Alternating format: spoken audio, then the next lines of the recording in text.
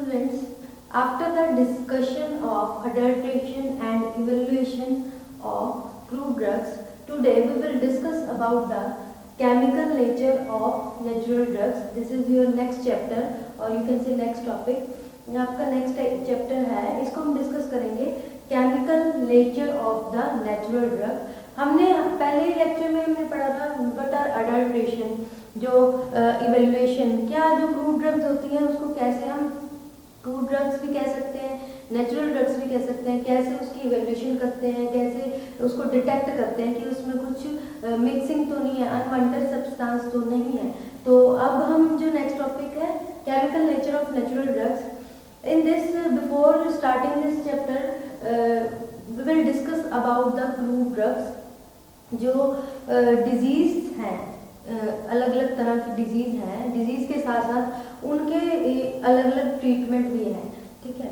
तो उस डिजीज को ट्रीट करने के लिए डिफरेंट एजेंट्स यूज किए जाते हैं, सिंथेटिक एजेंट्स भी यूज किए जाते हैं और नेचुरल एजेंट्स भी यूज किए जाते हैं।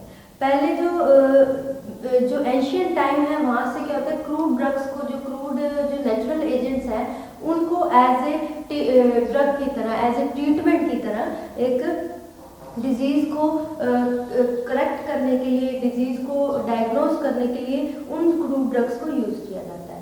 जैसे जैसे अब डेवलपमेंट हो रही है, जो मॉडर्न एरा है, मॉडर्न एरा में सिंथेटिकली जो केमिकल कंपाउंड है वो यूज किए जाते हैं, ठीक है। उन कंपाउंड्स को, जो सिंथेटिक कंपाउंड्स को जैसे जैसे डेवलपमेंट हो, उनकी जो यूज़ है वो बढ़ता जा रहा है, ठीक है। जैसे हम कोई भी केमिकल है उसको यूज़ करते हैं for treatment of any disease, अलग अलग तरह से उसको मॉडिफाई करते हैं, सिंथेटिकली प्रोड्यूस किया जाता है और मॉडिफिकेशन करके उसको डिजीज के ट्रीटमेंट में यूज़ किया जाता है, ठीक है। लेकिन जो क्रूड ड्रग्स हैं, जो नेचुरल ड्रग्स हैं, वो एंशियंट पुराने टाइम से ही चलती आ रही हैं, उसको यूज़ किया जाता है क्योंकि उसके अलग अलग एक्शन होते हैं, थेरेपेटिक एक्शन होते हैं। तो ये क्रूड ड्रग्स बहुत ही यूजफुल है। अगर हम बात करें कि अगर हमने ये पढ़ना है कि what are the importance of crude drug की क्या इम्पोर्टेंस है, तो हमें क्या, जो क्रूड ड्रग के फाइटोकेमिकल कॉन्स्टिट्यूएंट्स हैं, जो उसमें केमिकल कॉन्स्टिट्यूएंट है इन द नेचुरल ड्रग, और you can say that crude drug, उसके बारे में उसकी पूरी स्टडी करनी पड़ती है, ठीक है। अगर हमें इम्पोर्टेंस पता हो तभी हम किसी डिजीज के ट्रीटमेंट में उस क्रूड ड्रग को यूज़ कर सकते हैं। अगर हमें इम्पोर्टेंस ना पता हो तो हम उसको यूज़ नहीं कर सकते भी। किस पर्टिकुलर डिजीज में कौन सा पर्टिकुलर क्रूड ड्रग या फिर नेचुरल ड्रग यूज़ होएगा उसके ट्रीटमेंट के लिए, ठीक है। लेकिन अगर हमें इम्पोर्टेंस जाननी है, उस इम्पोर्टेंस के लिए हमें क्या पता होना चाहिए, हमें पता होना चाहिए कि उसमें कौन कौन से फाइटो कॉन्स्टिट्यूएंट्स है, यानी केमिकल कॉन्स्टिट्यूएंट है। अब वो फाइटो कॉन्स्टिट्यूएंट क्या करते हैं, जो डिजीज है उसके ट्रीटमेंट के लिए यूजफुल होता है भी। ये पर्टिकुलर जो कॉन्स्टिट्यूएंट है वो रिस्पॉन्सिबल होता है फॉर पर्टिकुलर थेरेपेटिक एक्शन के लिए। तो वो कौन कौन से होते हैं, जैसे हर प्लांट्स में अलग अलग एक्टिव कॉन्स्टिट्यूएंट्स भी होते हैं और इनर्ट कॉन्स्टिट्यूएंट भी होते हैं। फॉर एग्जाम्पल, हमने किसी का कोई ऑयल यूज़ करना है तो जिस पार्ट से वो ऑयल हम एक्सट्रैक्ट कर सकते हैं, जैसे फॉर एग्जांपल बेलाडोना है, उसके लीव से हम ऑयल एक्सट्रैक्ट कर रहे हैं, वो किसी भी पर्टिकुलर डिजीज के ट्रीटमेंट में यूज़ होता है। तो जब हम उसको एक्सट्रैक्ट करते हैं तो उसके साथ दो कॉन्स्टिट्यूएंट्स आते हैं। एक कॉन्स्टिट्यूएंट होता है एक्टिव कॉन्स्टिट्यूएंट और जो दूसरा होता है वो इनर्ट कॉन्स्टिट्यूएंट। एक्टिव कॉन्स्टिट्यूएंट क्या होता है, active constituent and inert constituents, ठीक है। दो तरह के, अगर हमने एक्सट्रैक्ट किया, किसी पर्टिकुलर एक्सट्रैक्शन की, ठीक है, उस एक्सट्रैक्शन के बाद कॉन्स्टिट्यूएंट्स निकले, एक एक्टिव कॉन्स्टिट्यूएंट था और एक इनर्ट कॉन्स्टिट्यूएंट था। जो एक्टिव कॉन्स्टिट्यूएंट है उसका थेरापेटिक एक्शन होता है, फिजियोलॉजिकल एक्शन होता है किसी पर्टिकुलर डिजीज को ट्रीट करने के लिए। जो इनर्ट सब्सटेंस होता है उसका कोई मोड ऑफ एक्शन नहीं होता, ठीक है। तो इसमें दो तरह के सब्सटेंस हम उससे एक्सट्रैक्ट कर सकते हैं। Active constituents are responsible for the therapeutic effect and the inert constituent have no definite mode of action, कोई definite action नहीं होता जिसका therapeutic effect होता है। ठीक है। अब जो एक्टिव कॉन्स्टिट्यूएंट है उनके अपने फार्मास्यूटिकल इफेक्ट्स होते हैं। ठीक है, फार्माकोलॉजिकल इफेक्ट यानी किसी पर्टिकुलर डिजीज में जैसे हेडेक हो रहा है तो उसको हेडेक को रिलीव करने के लिए एनाल्जेसिक इफेक्ट है, वो थेराप्यूटिक इफेक्ट है। एनाल्जेसिक, एंटीपायरेटिक यानी फीवर हो गया, एंटीपायरेटिक मीन फीवर को रिड्यूस करते हैं जो एजेंट। ठीक है, फीवर हो गया तो वो उस फीवर को रिड्यूस करेगा, तो वो क्या है, एक तरह के उसका थेरेपेटिक इफेक्ट शो करता है। ये होते हैं थेराप्यूटिक इफेक्ट्स।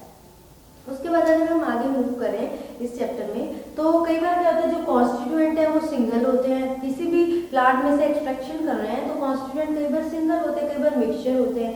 अब वो कौन कौन से कॉन्स्टिट्यूएंट्स प्रेजेंट होते हैं एक प्लांट के पार्ट में जो कि यूजफुल है for the treatment of any disease? इसमें होते हैं अल्कलॉइड्स हो गए, ठीक है, ग्लाइकोसाइड्स हो गए, अल्कलॉइड्स,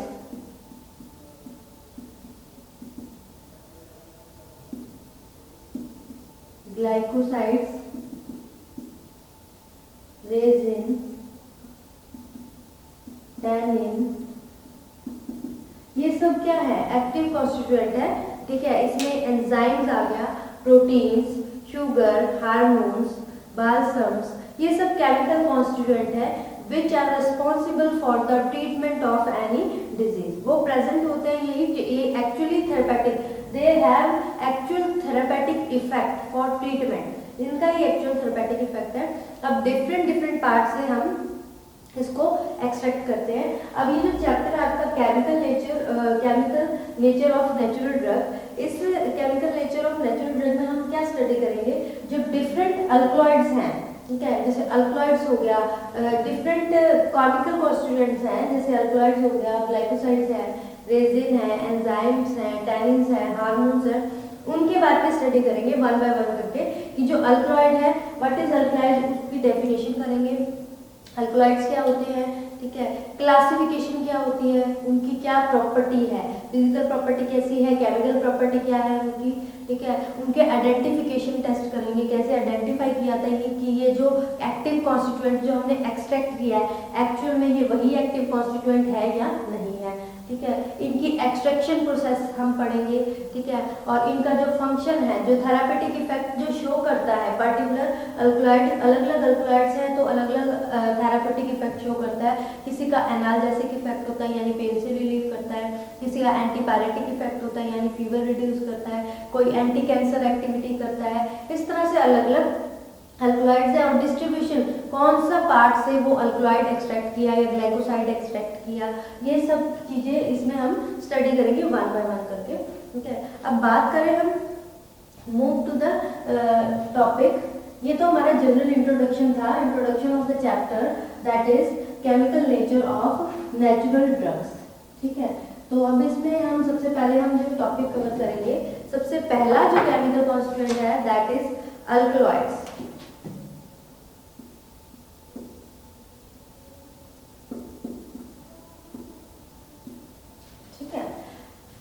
अल्कलॉइड्स की बात करें, सबसे पहले अगर हमें अल्कलॉइड्स को डिफाइन करना पड़े तो व्हाट आर अल्कलॉइड्स, क्या होते हैं अल्कलॉइड्स?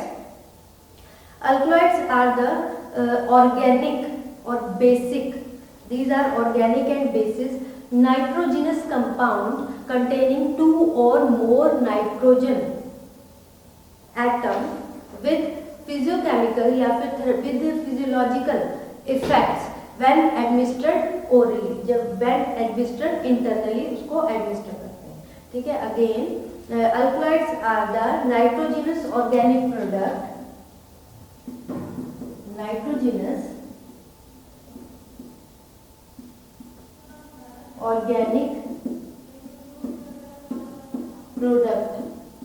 ठीक है, ये नाइट्रोजनस ऑर्गेनिक प्रोडक्ट होते हैं, ठीक है, of plant origin having marked physiological action of plant origin having marked physiological action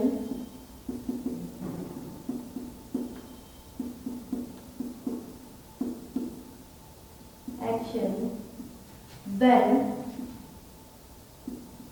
administered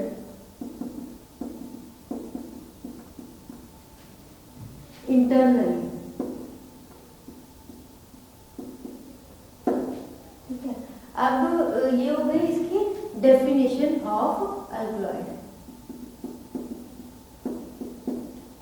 These are nitrogenous substance होता है, ऑर्गेनिक प्रोडक्ट होता है, नाइट्रोजिनस ऑर्गेनिक प्रोडक्ट जो कि प्लांट ओरिजिन से, प्लांट से हम ऑब्टेन करते हैं इसको, ठीक है, जिसकी फिजियोलॉजिकल एक्शन होता है जब उसको इंटरनली एडमिनिस्ट्रेट किया जाता है। ठीक है, बात करें ये एक ऑर्गेनिक सब्सटेंस है, ठीक है, और ये फ्री बेस और फ्री सॉल्ट की फॉर्म में अवेलेबल होता है। It is obtain in free salt, दोनों फॉर्म में होता है, फ्री सॉल्ट की फॉर्म में भी होता है और एज ए बेस। ठीक है, फ्री फॉर्म में भी अवेलेबल होता है और बेस की फॉर्म में भी अवेलेबल होता है। ठीक है, फ्री फॉर्म एंड और बेस। अब इसकी बात करें कि ये फ्री फॉर्म में कैसे, जैसे क्लिनिक हो गया, मैलिक एसिड हो गया, सिट्रिक एसिड हो गया, ये हो गई इसकी फ्री फॉर्म जिसमें ये अवेलेबल होता है। अब जो अल्कलॉइड है ये नेचर में जो इसमें नाइट्रोजनस एटम्स होते हैं, दो या दो से ज्यादा नाइट्रोजनस एटम होते हैं। जो फर्स्ट अल्कलॉइड है वो किसने आइसोलेट किया था? डेरोसिन ने। डेरोसिन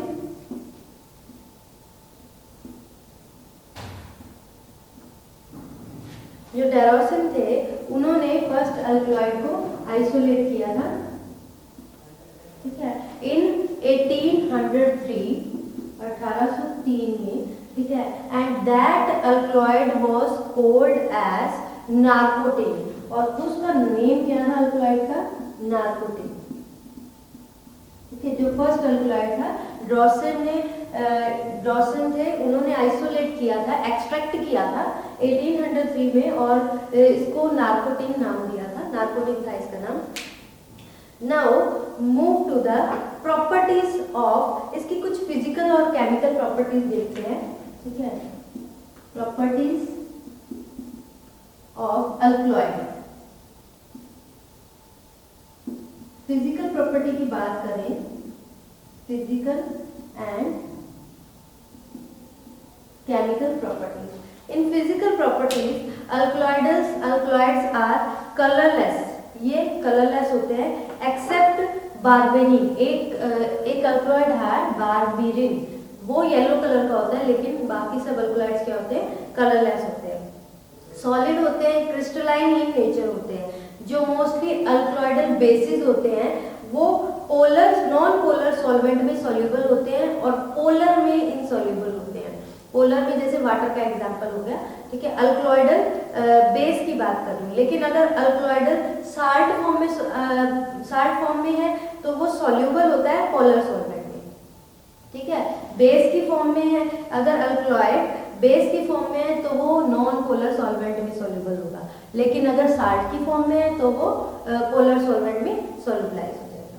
ठीक है, मोस्टली जो अल्कलॉइड्स होते हैं वो ऑप्टिकल एक्टिव होते हैं, लेकिन वो ये ऑप्टिकल एक्टिविटी के बारे में आपको लास्ट लेक्चर में बताया था। ऑप्टिकल एक्टिव होते हैं जो कि प्लेन पोलराइज्ड लाइट से रोटेट होते हैं, लेकिन ये सिर्फ लीवो रोटेटरी फॉर्म में ही होते हैं, डेक्स्ट्रो रोटेटरी में नहीं होते। यानी जो प्लेन पोलराइज्ड लाइट है उसको लेफ्ट साइड ही उसको रोटेट करते हैं। ठीक है, और इनका जो टेस्ट होता है मोस्टली बिटर टेस्ट होता है। तो अगर हम इसकी फिजिकल प्रॉपर्टी में लिखे तो ये क्या है? कलरलेस है, कलरलेस है। ठीक है, सॉलिड है, क्रिस्टलाइन है नेचर में। ठीक है, और जो अल्कलॉइडल बेस है ये सॉल्युबल है नॉन पोलर में,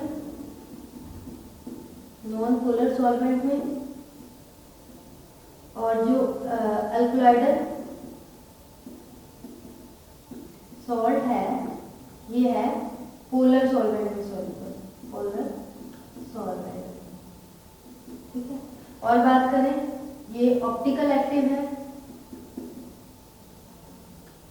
एक्टिव लेकिन लीवो फॉर्म में, ठीक है, लीवो रोटेटरी है, ऑप्टिकली एक्टिव है, और इसका टेस्ट कैसा है, बिटर,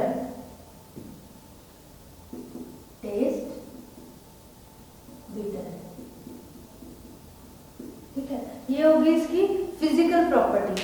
अब बात करें इसकी केमिकल प्रॉपर्टीज की, तो केमिकल प्रॉपर्टीज में केमिकली ये किस तरह का होता है, इसमें कहता है अल्कलॉइडल में कार्बन होता है, हाइड्रोजन होता है, ऑक्सीजन होता है विद नाइट्रोजन के साथ, ठीक है, वन और more nitrogen, contains carbon hydrogen oxygen plus nitrogen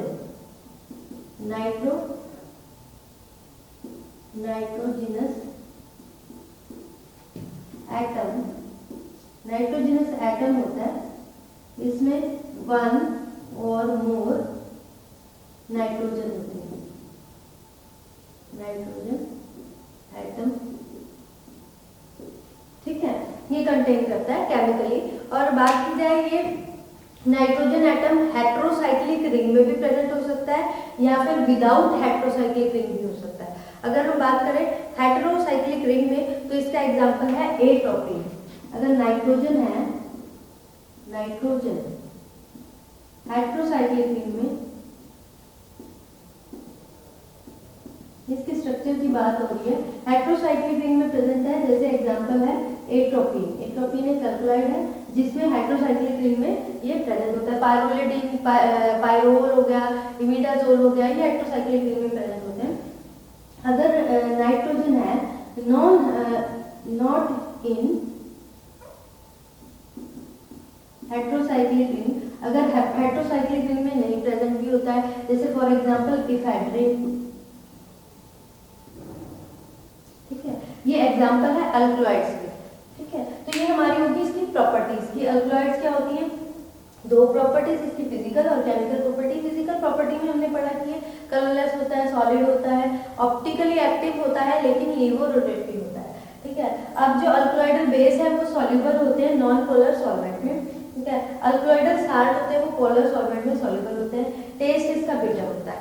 chemically इसमें क्या होता है, it contains carbon hydrogen and oxygen atom with nitrogenous atom. अब वो जो नाइट्रोजनस एटम है, वन एक भी हो सकता है, दो भी हो सकता है, या उससे ज्यादा भी हो सकते हैं। अब अगर वो नाइट्रोजन एटम हेट्रोसाइक्लिक रिंग में प्रेजेंट है तो जैसे एग्जांपल रिंग में भी प्रेजेंट हो सकता है और विदाउट रिंग भी हो सकता है नाइट्रोजन। रिंग में एग्जांपल है एट्रोपिन हो गया, पायरोल हो गया, पायरोलिडिन हो गया। विदाउट रिंग के इफेड्रिन इसका एग्जांपल होता है। ये हो गई इसकी classification. Now move to the, ये इसकी प्रॉपर्टीज होगी। Now move to the classification.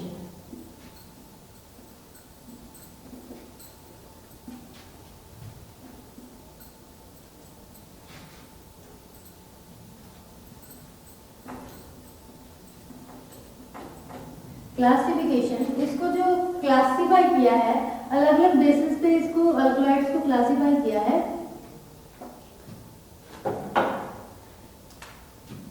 Classification,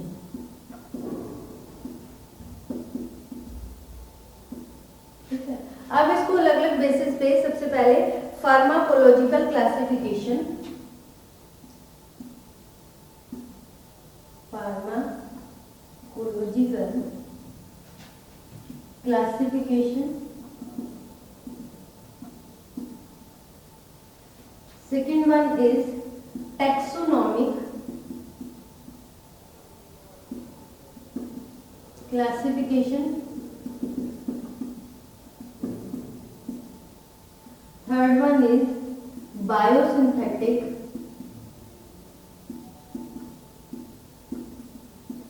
classification, fourth one is chemical classification.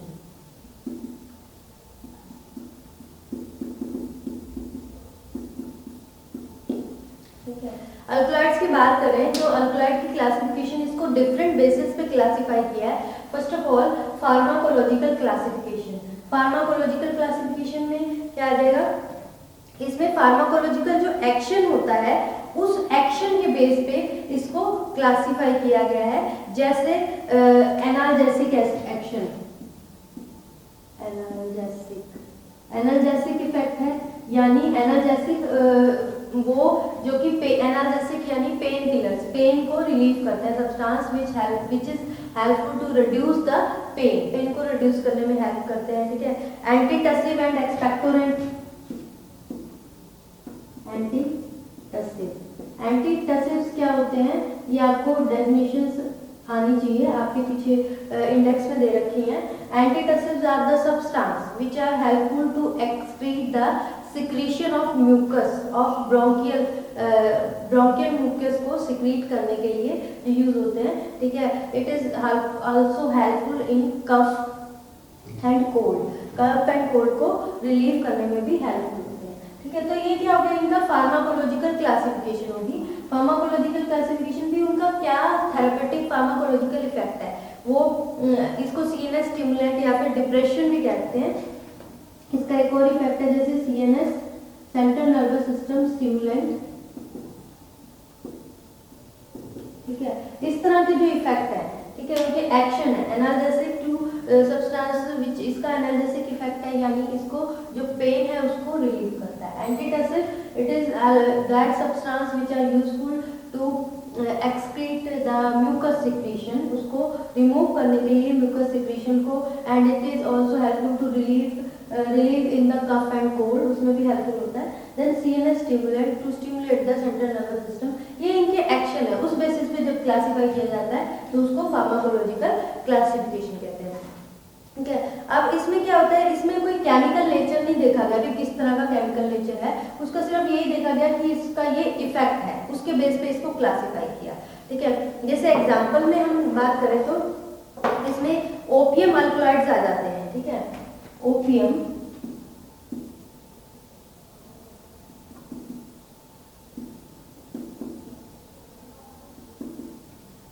Alkaloids में एग्जांपल ले तो ओपियम अल्कलॉइड्स एक कैटेगरी है, उसमें एग्जांपल है मॉर्फिन। मॉर्फिन एक ड्रग है जो कि नारकोटिक एनाल्जेसिक की तरह ट्रीट करती है, नारकोटिक, जिसका एक्शन क्या है, नारकोटिक एनाल्जेसिक। नारकोटिक क्या है, कैटेगरी है ड्रग की, ठीक है, कैटेगरी है पर्टिकुलर, और एनाल्जेसिक क्या होते हैं, पेन से रिलीफ करती है वो, ठीक है। तो ओपियम अल्कलॉइड्स में इसका एग्जांपल हो गया, ठीक है। अब इसमें कोडीन होता है, वो एंटीटसिव की तरह यूज होता है, एक और एग्जांपल है कोडीन है, ये तो मॉर्फिन है जो कि जिसका क्या एक्शन है फार्माकोलॉजिकल, ये रिलीव करता है फ्रॉम द पेन, ठीक है। कोडीन है एंटीटसिव जो कि म्यूकस, जो हमारा ब्रोंकियल म्यूकस है उसको सिक्रीट आउट करने में हेल्पफुल होता है, कफ और कोल्ड से रिलीव करता है, ठीक है। उसके बाद इसमें एग्जांपल है एक सिंचोना अल्कलॉइड जिसमें क्विनीन आ जाता है, ये ओपियम का ओपियम अल्कलॉइड हो गए। सिंचोना जो इसकी कैटेगरी है, सिंचोना अल्कलॉइड्स, ठीक है। इसमें आ जाता है quinine. Quinine is a name of natural drug और क्रूड ड्रग, और इसका फार्माकोलॉजिकल एक्शन क्या होता है, anti malarial, it is used as anti malarial, ठीक है। तो ये इसकी कैटेगरी हो गई, हमारी फर्स्ट क्लासिफिकेशन होगी on the basis of pharmacological action, ठीक है। फार्माकोलॉजिकल एक्शन कौन सा होता है, जैसे एनाल्जेसिक इफेक्ट होता है और एंटीटसिव इफेक्ट हो गया, सीएनएस स्टिमुलेंट। तो इसमें दो कैटेगरी में डिवाइड किया गया, जैसे first one is opium alkaloid and सिंचोना alkaloid. The example of opium alkaloid crude drug is morphine, जैसे मॉर्फिन है, कोडीन है।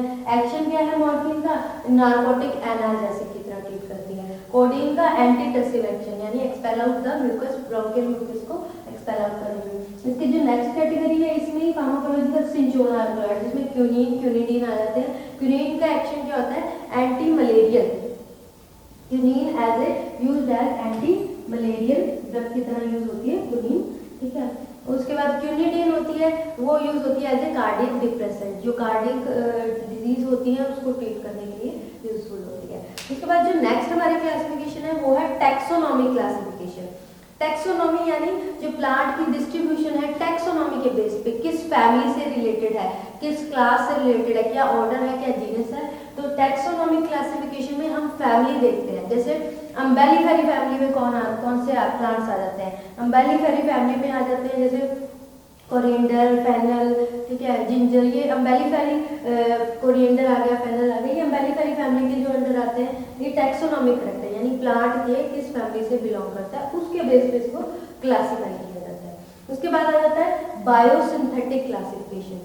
बायोसिंथेटिक यानी जो अल्कलॉइड्स होते हैं बायोलॉजिकली प्लांट्स में सिंथेसाइज्ड होते हैं, उसको कहते हैं बायोसिंथेटिक क्लासिफिकेशन। ठीक है, फिर उसके बाद आ जाता है नेक्स्ट हमारा chemical classification, that is important, most important. इसी पे मोस्टली क्वेश्चन कवर होता है। ये तो वैसे बता रखी कि इन बेसिस पे कैटेगरीज है। ठीक है, ये जो केमिकल क्लासिफिकेशन है ये इंपॉर्टेंट है, इसको हम नेक्स्ट लेक्चर में करेंगे। ठीक है, अभी के लिए आपका ये इंट्रोडक्शन था इस चैप्टर में। ठीक है, जिसमें हमने अल्कलॉइड्स के बारे में पढ़ा था और चैप्टर का इंट्रोडक्शन किया पढ़ा था, chemical nature of the natural drugs का इंट्रोडक्शन एंड अल्कलॉइड्स की फिजिकल केमिकल प्रॉपर्टी और उसका इंट्रोडक्शन पढ़ा था। और क्लासिफिकेशन में हमने फार्माकोलॉजिकल क्लासिफिकेशन की है, टैक्सोनॉमिकल क्लासिफिकेशन और बायोसिंथेटिक क्लासिफिकेशन। केमिकल क्लासिफिकेशन हम करेंगे नेक्स्ट